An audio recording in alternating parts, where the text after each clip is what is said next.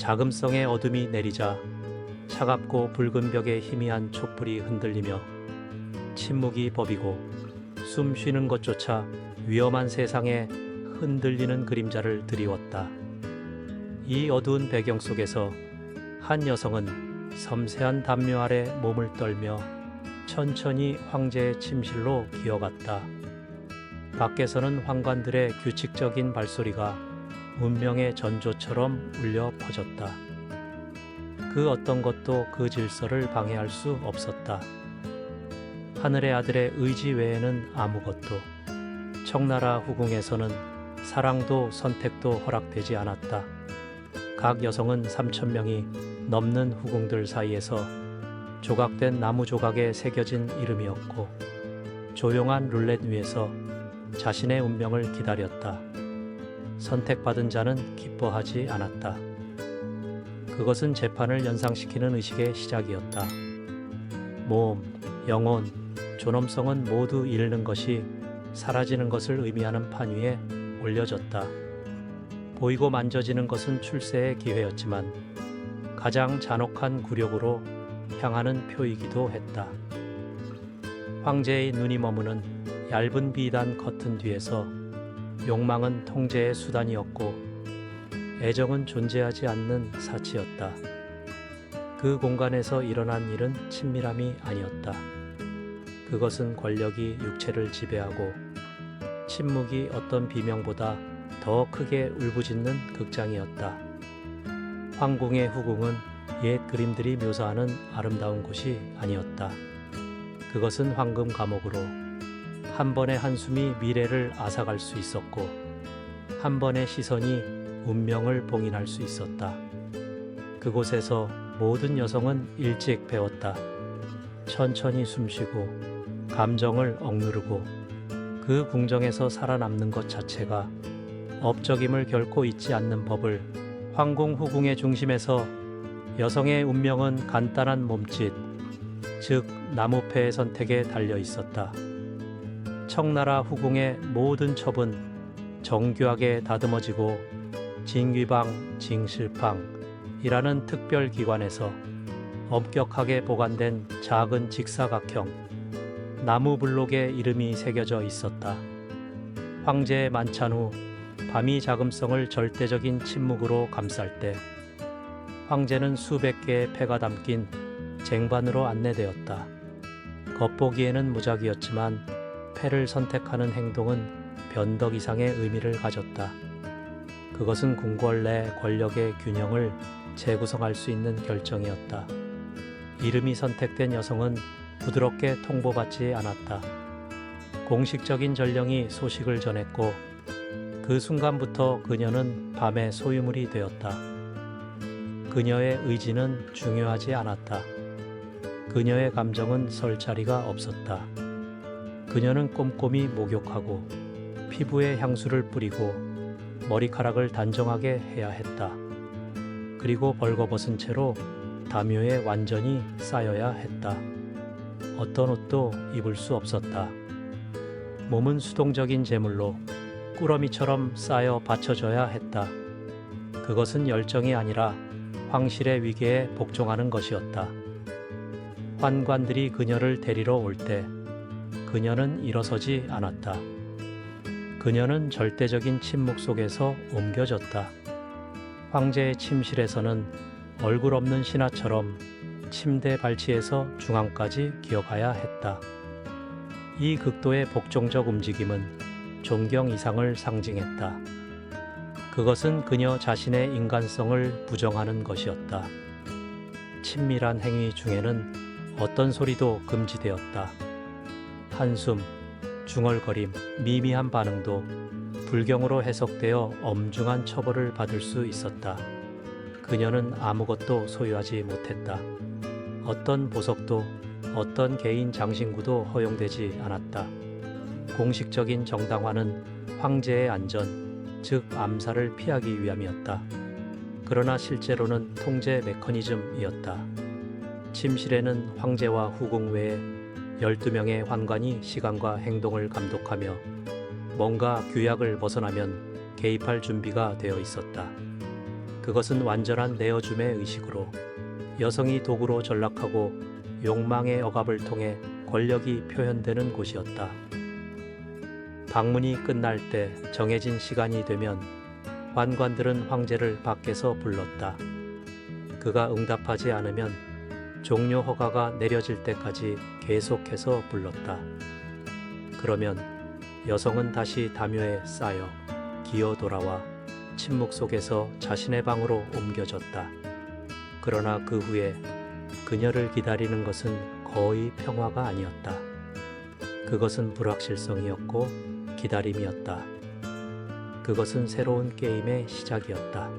황제의 방문 후에 일어난 일은 어떤 로맨스가 암시할 수 있는 것보다 훨씬 더 잔혹했다. 친밀함은 황제가 떠나면서 끝나지 않았다. 오히려 그 순간이 진정한 공포의 시작이었다. 여성의 몸이 절대적인 통제의 영역으로 변하는 과정이었다.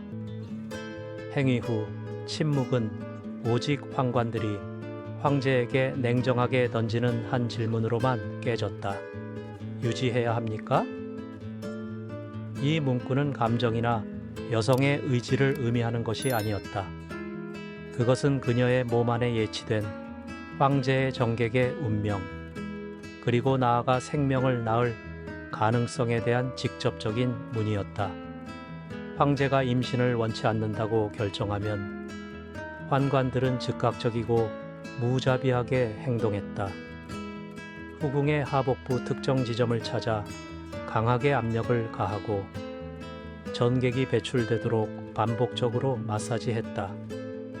이것은 의학이 아니었다. 그것은 부정의, 폐기의, 원치 않는 미래를 침묵시키는 의식이었다.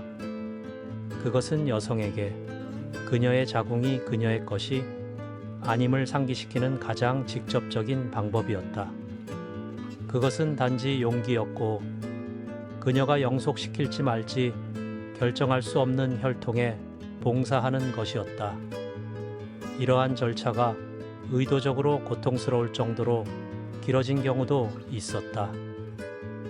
일부 환관들은 자신의 권력을 남용하여 필요한 것보다 더 많이 만지고 불순한 의도로 접촉 시간을 늘렸다. 상처받고 굴욕당한 후궁은 도망칠 곳이 없었다. 불평하면 황제의 총애를 영원히 잃을 수도 있었다. 저항은 생각할 수 없었다. 유일한 선택은 견디는 것이었다. 그 비뚤어진 게임에서 가장 굴욕적인 복종조차 미래에 대한 투자로 여겨질 수 있었기 때문이다. 그럼에도 불구하고 과정을 조작하려 했던 이들도 있었다. 일부는 청소에 사용된 천을 몰래 간직하여 정객을 보존하려 했다. 다른 이들은 환관들의 도착을 늦추거나 아예 그들이 들어오는 것을 막으려 했다. 발각되면 반역으로 간주되어 황실 혈통의 순결을 침해하는 것으로 여겨지는 작은 절망적인 행동들이었다. 처벌은 채찍질에서 사형까지 다양했다. 궁궐에서 임신할 가능성은 단순히 생물학적인 사건이 아니었다. 그것은 정치적인 한 수였고 출세의 희망이었으며 잠재적인 구원이었다. 그렇기에 정객 한 방울 한 방울이 평생의 무게를 지니고 있었다. 측정되고 계산되고 허락되거나 거부되었다. 그곳의 사랑은 환상이었다. 여성의 몸은 권력이 마지막 세포까지 드러나는 장이었다. 현대 여성에게 월경 죽이는 몸의 자연스러운 표현으로 사적인 일이며 많은 경우 자유롭게 경험하는 시기이다. 그러나 청나라 후궁에서는 생리기간이 단순히 불편한 것이 아니라 위험했다. 황제가 하늘의 아들로 여겨지던 세상에서 피의 존재는 불길한 징조, 신성모독으로 간주되었다. 생리기간 중 황제의 부름을 받는다는 것은 총애를 잃는 것뿐만 아니라 목숨까지 잃을 수 있음을 의미했다. 만약 우연히 후궁이 이 불편한 날에 불려갔다면 그녀는 고뇌스러운 딜레마에 직면했다. 복종하고 발각될 위험을 감수하는 것. 이는 황제에 대한 불경으로 사형에 이를 수 있었다. 또는 시스템을 속이려는 시도를 하는 것이었다. 바로 이 배경에서 안 된다고 결코 말하지 않고 황제의 침시를 피하기 위한 복잡한 비밀 신호, 조용한 전략, 시각적 암호가 탄생했다. 여성의 말이 아무 가치도 없던 사회에서 그녀의 영리함이 유일한 방어가 되었다. 예를 들어 한나라 시대에는 후궁들이 진지진지에 라는 금반지를 사용했는데 그 발음이 징지경지 생리중과 비슷하여 생리중임을 미묘하게 전달하는 방식이었다. 그것은 황제의 감수성에 대한 조용한 호소였다. 당나라 시대에는 그 신호가 더욱 위장되었다. 여성의 얼굴에 작은 붉은 점을 찍어 그날 밤 봉사할 수 없음을 나타냈다. 따라서 방문 일정을 은밀하게 재조정할 수 있었다. 다른 시대에는 암호가 더 시각적이었다. 손목에 묶인 붉은 리본, 문에 걸린 붉은 등불 등 위험한 진실을 말없이 전달하는 작은 몸짓들이었다. 각 왕조는 자신만의 수단을 개발했지만 논리는 동일했다. 거절이 허용되지 않는 규칙 속에서 생명을 보존하는 것이었다. 청나라가 권력을 잡으면서 엄격한 규범은 이러한 관행의 제도화를 요구했다. 후궁의 이름을 관리하기 위해 징위방 징시팡이라는 특정 기관이 설립되었다. 이 기관은 생리 중인 여성을 밤의 선택에서 은밀하게 제외하여 적어도 일시적으로는 황제의 분노로부터 그녀들을 보호하는 역할을 맡았다. 그러나 아무것도 보장되지 않았다. 황제가 고집한다면 여성은 거절할 수 없었다. 거절하는 것은 하늘의 아들의 자존심을 상하게 하는 것이었다. 그리고 황제의 자존심을 상하게 하는 것은 모든 것을 앗아갈 수 있었다. 그래서 비밀 신호는 생존의 예술이 되었다. 가장 영리한 자들만이 그것을 정확하게 사용할 줄 알았다. 다른 이들은 운명에 맡기거나 권력 앞에서 피를 흘릴까봐 두려워했다. 매일 밤 여인의 미래가 결정될 수 있는 황궁 후궁의 숨 막히는 세계에서 운명을 속이려는 용기조차도 그림자 속에서 피어났다. 비밀 신호가 통하지 않거나 위험이 너무 클 때 일부 후궁들은 대담하고 위험한 전략에 의지했다. 바로 황제의 침실에 자신 대신 다른 사람을 보내는 것이었다.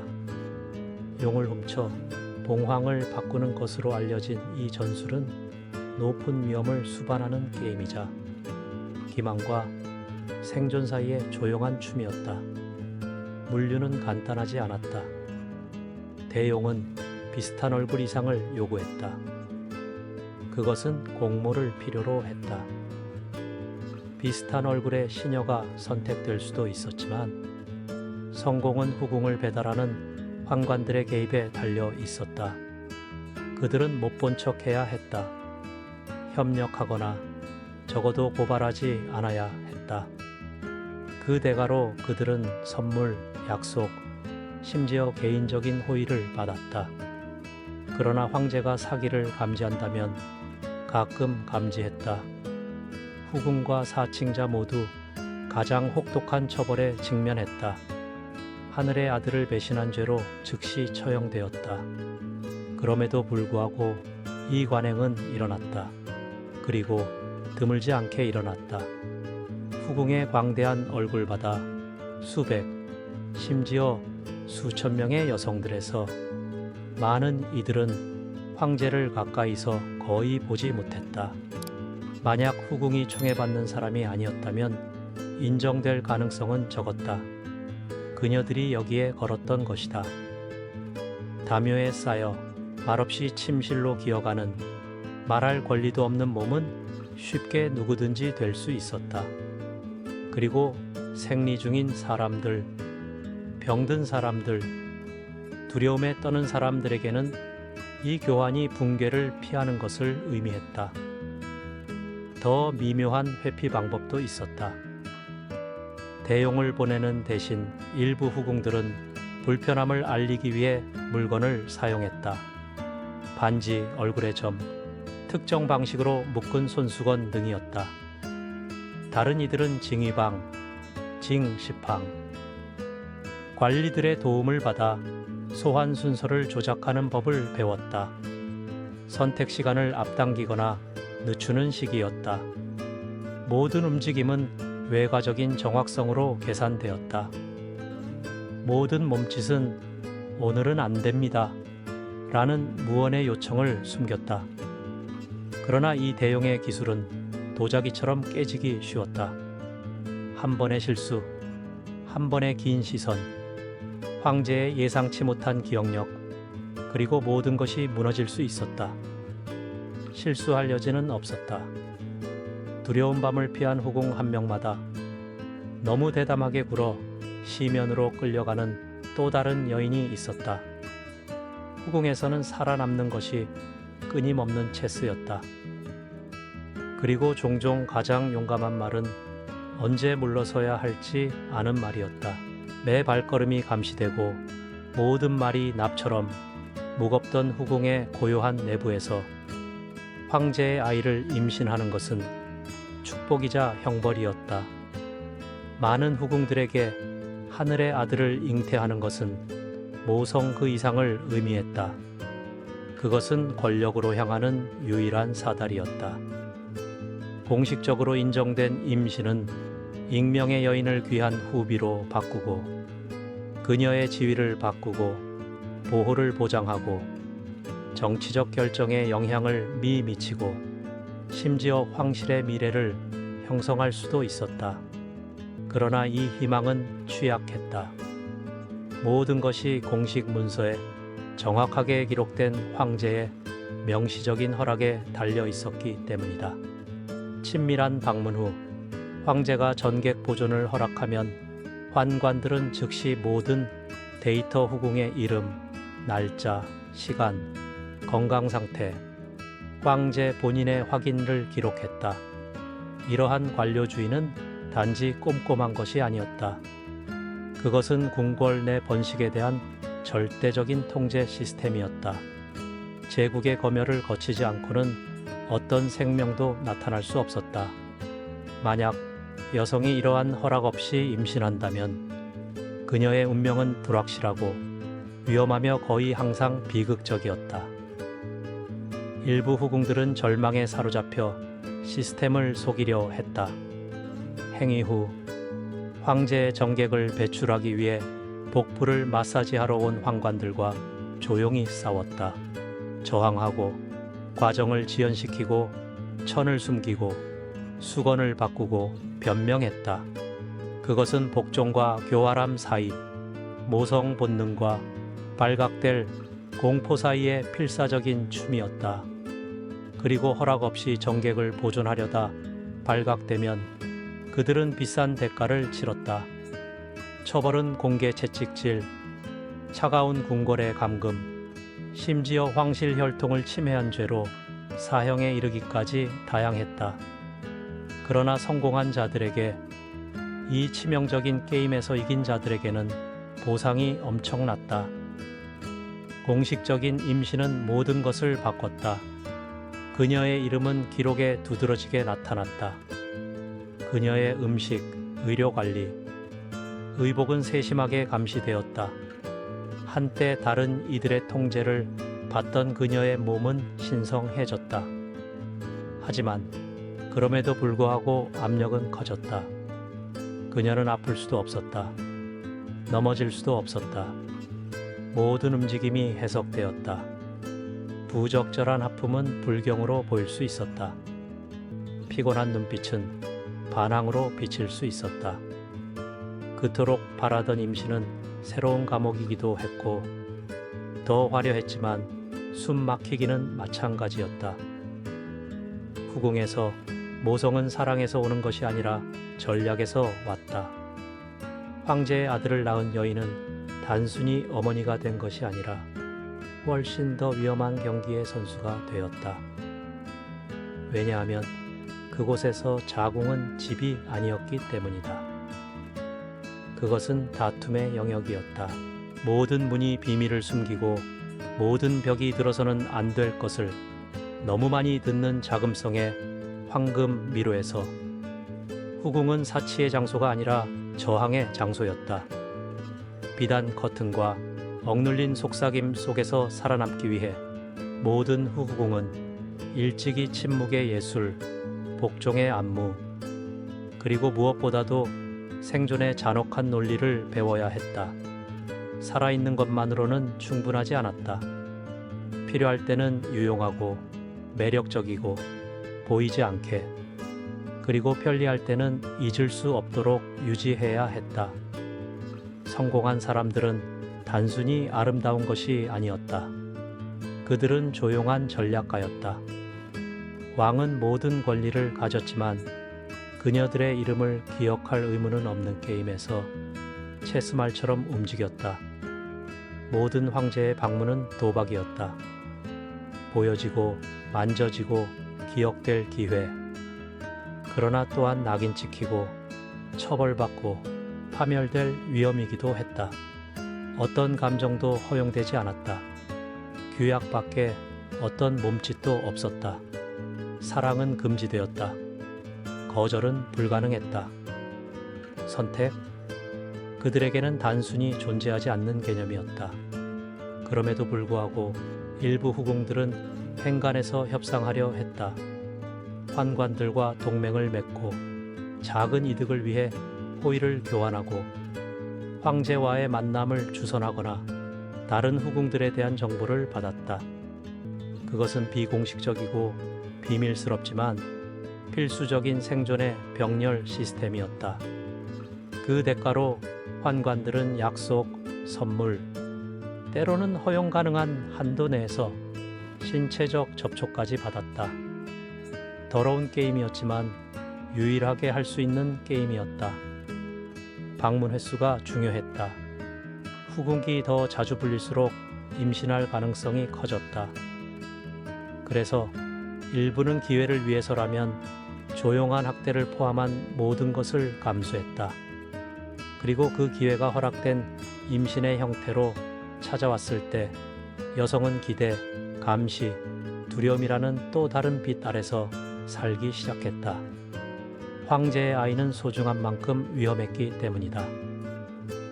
그것은 미래의 약속이었지만 궁궐 내 권력 균형에 대한 위협이기도 했다. 잘못된 시기에 기록 없이 또는 필요한 승인 없이 태어난 아이는 살해되거나 잊힐 수 있었다. 두 가지 길만 있었다. 임신이 인정되거나 역사에서 지워지거나 어떤 것도 우연이 아니었다. 후궁의 자궁 속 아기의 심장 박동 하나하나가 기록되고 확인되고 감시되었다. 어머니는 아프거나 불명예를 당하거나 심지어 더 세게 숨을 쉬는 것도 감시 없이 할 수 없었다. 마치 제국이 그녀 안에 자리 잡은 것 같았다. 그녀를 보호하기 위해서가 아니라 아무것도 통제를 벗어나지 않도록 보장하기 위해서. 결국 후궁은 고대 시대의 섬세한 그림이 아니었다. 그것은 여성의 몸이 톱니바퀴였던 무자비한 기계였다. 지능이 조용한 무기였고 교활함이 아름다움보다 더 가치 있었으며 선택받는다는 것은 모든 것을 걸어야 한다는 것을 의미했고 선택받지 못한다는 것도 마찬가지였다. 왜냐하면 그곳 자금성의 붉은 그림자 속에서 사랑은 허구였고 자유는 망상이었으며 삶은 절대 권력의 심연 위에 팽팽하게 늘어진 가느다란 실이었기 때문이다.